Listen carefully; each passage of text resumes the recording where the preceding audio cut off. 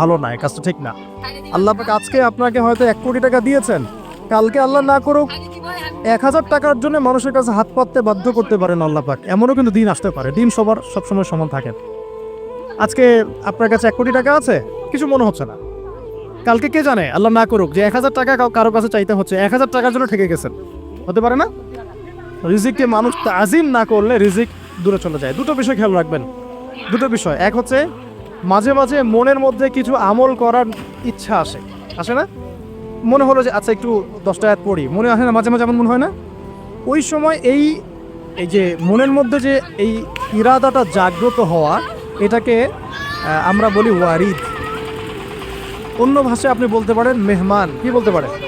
এটা আল্লাহর পক্ষ থেকে আপনার কলবের মধ্যে মেহমান হিসেবে এসেছে। এখন আপনি যদি আমলটা করেন, সেই মেহমান বারবার আপনার কলবে আসবে। যদি আপনি ওই সময় আমলটা না করেন, মেহমান চলে যাবে।